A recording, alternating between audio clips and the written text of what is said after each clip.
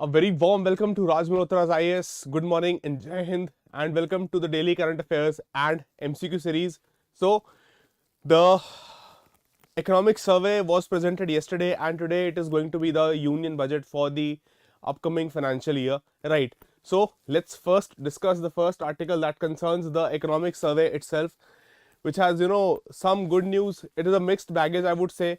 That certainly the Indian economy has been able to manage itself despite all the restrictions, despite all the setback because of the COVID-19 pandemic and particularly the second wave. Right. So let's take a look at what exactly there has been in the economic survey this year, because certainly this is one area which is very important, very crucial from both your prelims perspective and your mains perspective. Right. That is the economic survey also and the union budget also concerning the state of affairs of the Indian economy. Right. So the first thing is that the GDP, it is projected to grow in real term between 8 to 8.5% in the year 2022-23, and that means that we will be the world's fastest growing economy. So that certainly says that India has been largely able to sail through the hitbacks, or you can say the setbacks, because of the pandemic. Apart from that, there has been a revival in the economic activities to pre-pandemic levels in the year of 2021-22. That is to say that the economy has almost, you can say, revived to that particular extent which was prevailing before the pandemic had struck. Right. Apart from that, what the survey also mentions that the economic cost, pardon me, the economic cost of the second wave of COVID-19 pandemic has been very milder. Right. It has been relatively easier or relatively less stringent as far as its effect was concerned on the economy than the first wave, which was in the 2020 initial days. Right. That is, पहली wave का असर ज़्यादा था, उसकी वजह से ज़्यादा dent या ज़्यादा कॉन्ट्रैक्शन देखने को मिली थी इकोनॉमी में edge against the second wave. So that certainly is something which can be taken as a positive or on an optimistic note, that at least this time the economy was still, it was in a position to bear it out. Apart from that, according to the survey, the industrial sector, it also went through a sharp rebound from a contraction of 7% to an expansion of 11.8% in this particular financial year, which is about to end. Right. So that shows that we were able to provide for some sustained activity in all the industries. Right. Particularly the small sector, particularly the manufacturing sector, which form the backbone of the country. देखो, इसको relate कहाँ से कर सकते हैं? इसको relate कर सकते हैं लॉकडाउन्स के साथ भी. When there were complete lockdowns, then certainly it had led to a complete standstill, but localized and phased lockdowns, right? The localized nature of lockdowns and the phased manner in which the lockdowns were imposed or they were opened up, that led to somewhat activity still being there in the in the industries, in the manufacturing sector of the country. Right. तो complete shutdown ना करना जो है वो एक certainly that was a wise decision. Why?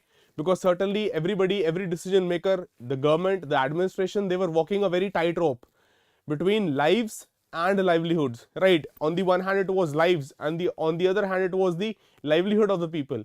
Right. So that is some some crisp brief points from the survey. And mind you, there is going to be a separate detailed video on economic survey and budget. Right. So I would suggest that keep a tab on the notifications from YouTube, from our channel, and you'll be able to see that. Right. Chaliye. So moving to the question now. Yes. With reference of the Indian economy, consider the following statements. First, India has got foreign exchange reserves in excess of $600 billion. Second, the banking sector is now well capitalized and the overhang of the non-performing assets seems to have structurally declined. So what do you think should be the answer? Please mark your answers in the comment section. Yes, good morning Gajanan, Shubhankar, Ahana, Pranjal. Good morning Sartaj.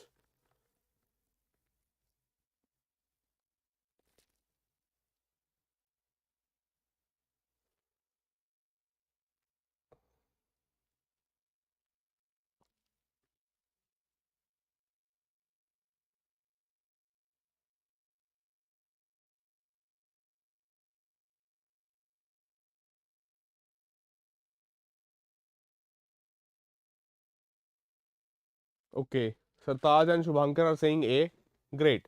So let's discuss the first statement. Look, as far as this year's economic survey is concerned, then what the survey has argued is that because of the steps taken by the government and the support provided to the banking sector, what is exactly the case is that we have largely been able to, tackle the issue of non-performing assets, and certainly that is also going to be taken care by the bad bank, which we discussed yesterday. So all these steps cumulatively have led to that certainly we have been able to largely sail through the NPA issue, or we will be able to structurally cater to that exactly.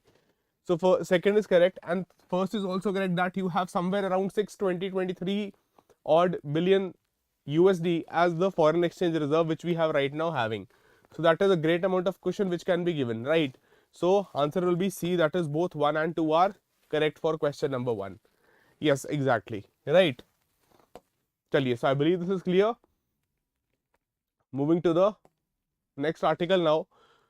So that concerns something from the past as well, that is on the cyber security front. The Pegasus issue is again there. It was raised yesterday also, as well as there is a petition which has been filed in the Supreme Court, which wants the court to take up this matter.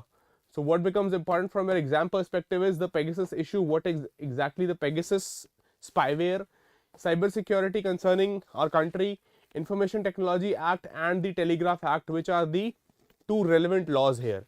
So this is a fresh petition that has been filed in the Supreme Court, which wants the court, to look into the government's alleged use of this Israeli spyware, right?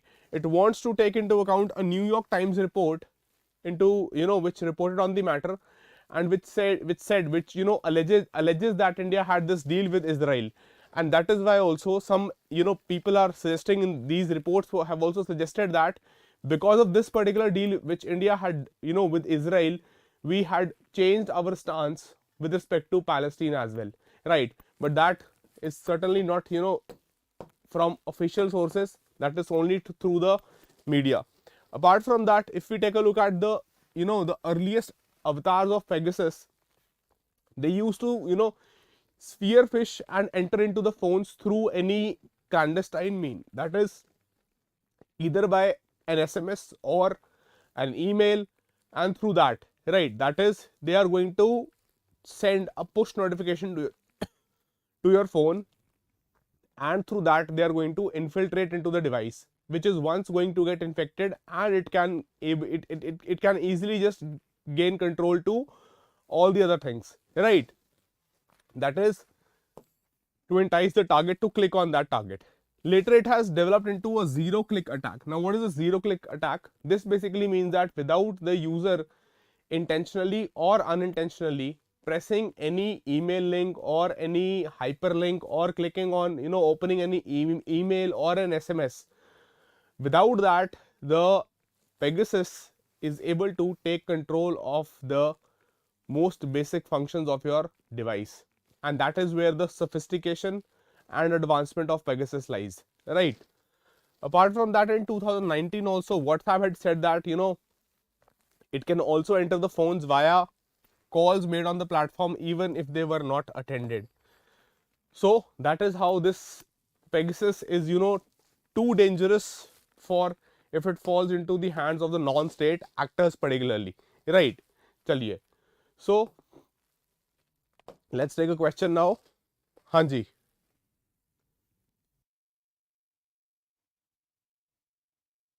Which of the following statements is or are correct with respect to the Pegasus spyware? First, it is capable of activating a phone's cameras and microphones to turn it into a spying device without the owner's knowledge. Second, Pegasus, unlike some other malwares, is incapable of gaining control over the root privileges of an infected device. Yes. So what do you think should be the answer here?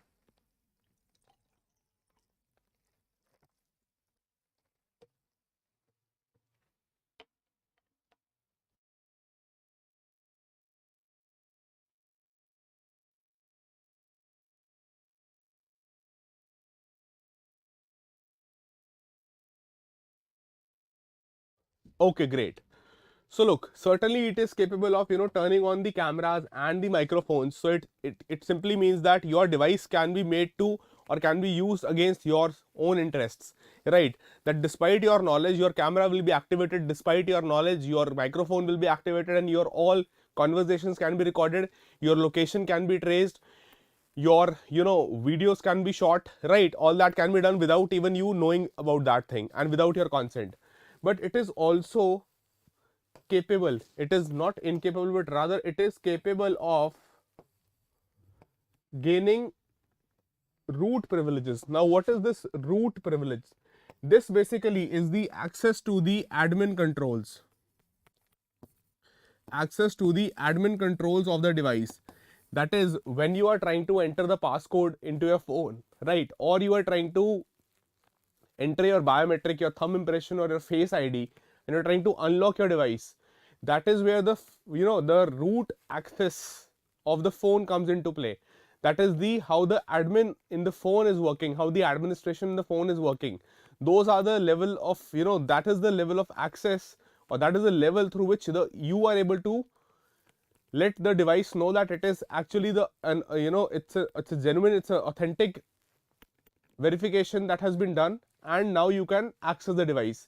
So it gains access, or it it takes over the admin access to the phone. So it basically is able to manipulate whether it can turn the device, it can potentially lock you outside of your device also, and it can grant access to anybody else also without that being an authentic owner of that device, right? So it is very much capable of doing that, right? So the second statement will be incorrect, first is absolutely fine. So your answer will be second, only A, right? Yes, exactly Pranjal, Rashi, certainly, and Shubhankar. Chaliye, great. So that is concerning Pegasus. Moving to the next article. Now this is something which is constantly in news, the Ukraine and Russia issue. Apart from that, the role which India has come to play, or how are India's interests related, right? So let's take a look at this development here, this article that is from concerning your IR syllabus, Ukraine crisis, US Russia talks, and how India is related here, right? So it is the first official statement that has come from India between, regarding the tussle between Russia and the West over the Ukrainian crisis, right? Look, the point is that there is, on the one hand you have Russia, on the other hand you have the United States of America. Now with both of these countries, India is having, its own strategic ties. India is having its own relationship with Russia and with USA. What I'm trying to suggest is that for us as a country, Russia is also important, USA is also important.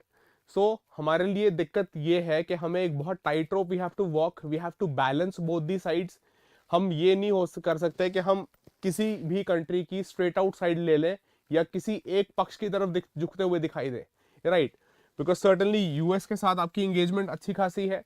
Apart from that, as far as your defense related equipment is concerned, so reports suggest that in excess of 60% of your defense equipment still comes from this country, that is Russia. So that is where the point is that we cannot take easily the sides with with either of the side, with either the US or the Russians.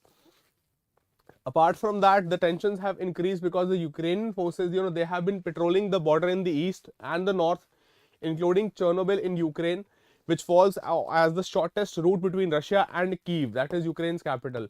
Now look, why this is important, because take a look at this map.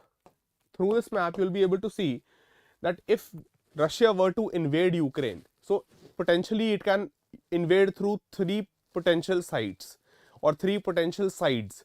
The first could be the northern side through this route. The other could be through the southern side, that is through this Crimean Peninsula, which was annexed by or taken over by the Russians in 2014 itself. Or it could be through this western side, right? That is area controlled by Russian backed separatists. So you can have the southern route, you can have the central route, or you can have the northern route. through which a potential invasion can take place of Ukraine by the Russians. And here you have this Chernobyl, through which the shortest route to Ukraine's capital rise.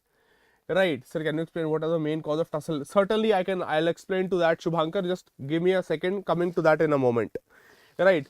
So this is how, the exact situation is there, and that is how exactly Ukraine is facing the heat of Russian forces being deployed very close to its borders, and they are also guarding their borders very heavily. Right. Now coming to what Shubhankar had raised, the question that what exactly is the cause behind this. So look, as far as the geostrategic importance of the region is concerned, then certainly this area, the Black Sea, that has ports related to it, or the ports on the Black Sea are located in Ukraine. Ukraine has 3 major ports. Apart from that, the gas pipelines which are transporting gas from Russia to Europe, the major ones, they also pass through Ukraine. And remember, Europe, for its energy security is heavily dependent upon Russia.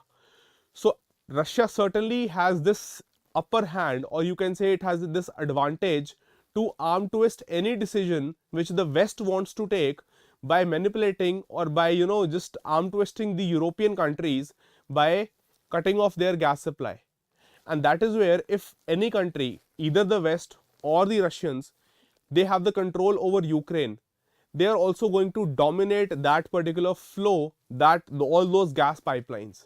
And that is where one of the major reasons of this conflict lies. Apart from that, what exactly the Russians are demanding is that, look, when we take a look into what Russia is demanding, then they want a guarantee from the West in writing to stop any further eastward expansion of NATO, that is the North Atlantic Treaty Organization. Apart from that, they also want that Ukraine should never be made a full-fledged member of NATO. Removal of NATO troops from both Poland and the Baltic states, right? And also, as an extension of their demands, they want that US should, possibly withdraw their nuclear weapons from Europe. Right.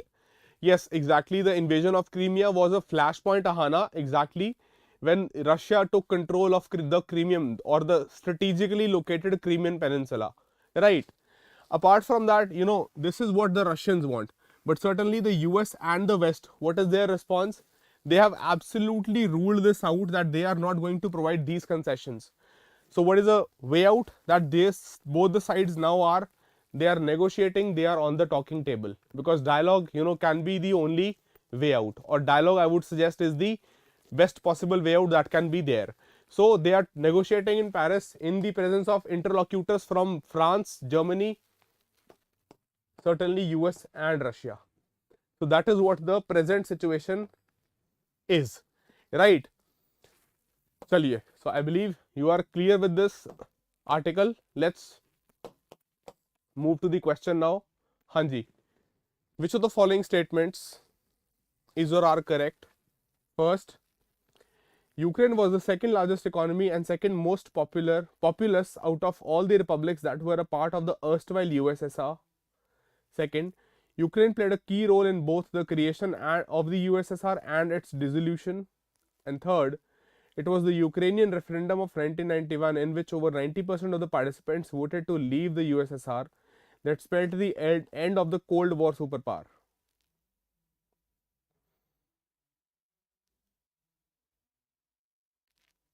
Please mark your answers quickly in the comment section.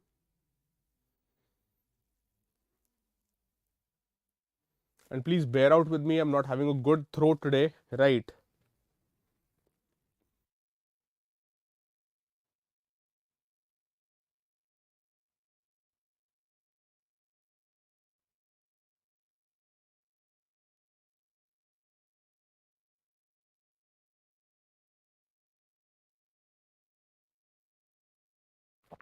Okay, great. So look, certainly when we talk about the erstwhile Soviet Union or USSR, from then onwards, this issue of Ukraine and of Crimea has been of great importance. Why? Because regarding Ukraine, what the Russians feel is that that without Ukraine and without Crimea, they are headless. They consider it as to be their head, and they consider themselves to be headless in the absence of their control over Ukraine, right? So that is from the historical perspective. And certainly it played a great role in both the creation and the dissolution, because it was their resolution in 1991, which had voted overwhelmingly for the dissolution and for leaving the USSR, right? So that is also correct. The first statement, that is actually a factually correct statement, that it is the second largest economy and the second most populous of all the republics which were a part of the erstwhile USSR. So you can very well recognize that what is the significance Ukraine is having, not just for the West but also for the Russians from a historical perspective, right? देखो cultural ties भी हैं, linguistic ties भी हैं. The populations, in both Ukraine and in Russia, they are, almost similar language speaking populations. They are related to each other culturally also. They are related to each other linguistically also, right? So for question number 3, your answer certainly will be D, that is 1, 2 and 3, right? So you can read this later, and this is basically from, David Remnick, who was earlier with the New Yorker's editor, who was the New Yorker's editor, and he had written the, he was talking about the Lenin's tomb, the last days of Soviet Empire, right, in which the most of the leaders from Russia or erstwhile USSR have been, including Lenin, saying that for us to lose Ukraine would be to lose our head. And that is where you can see the amount of importance Russia attaches to Ukraine, right? Chaliye, let's take another question now. Hanji, which of the following is or are correctly matched from a historical viewpoint? First, Great Russians, that is Belarusians; Little Russians, that is Ukrainians; and White Russians, that is Russians in today's understanding of the world. So please mark your answers.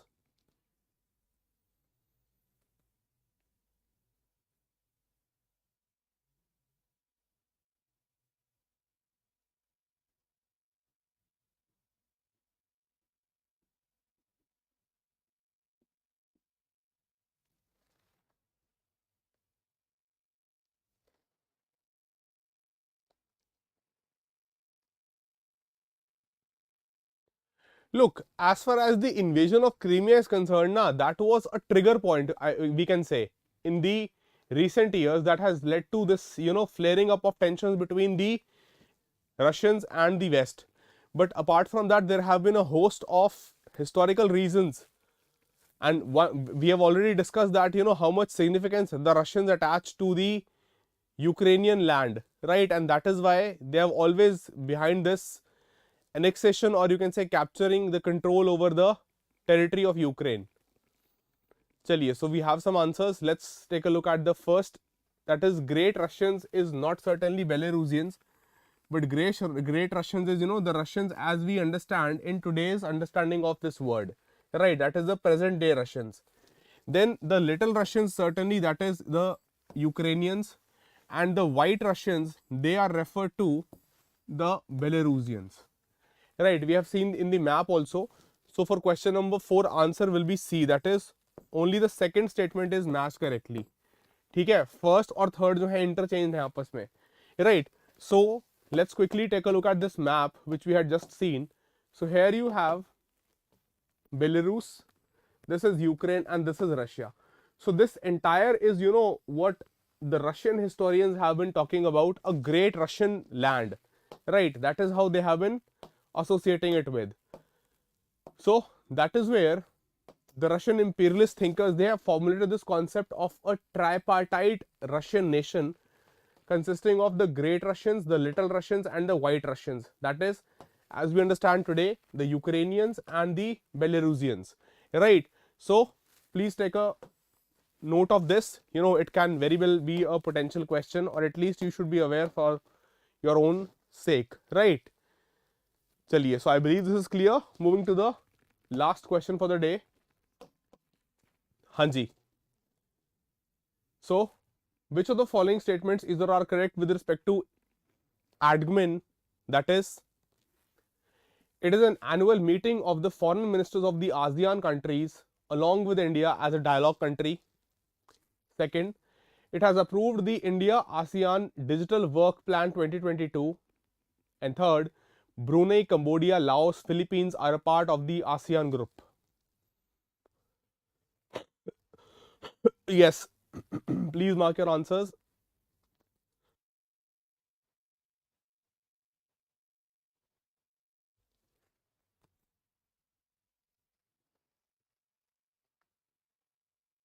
Okay, Mehboob says B. Okay, great. I think that you'll be able to fairly do this question. You'll be fairly able to solve this question. Right. So I'm straight away jumping to the discussion itself. So first look, when we talk about that what are the member nations, UPSC has earlier also asked such questions. Yes, exactly, precisely that is the case. This is not the foreign ministers, but rather this is the telecom ministers, right? And that is why the first statement stands to be false, right?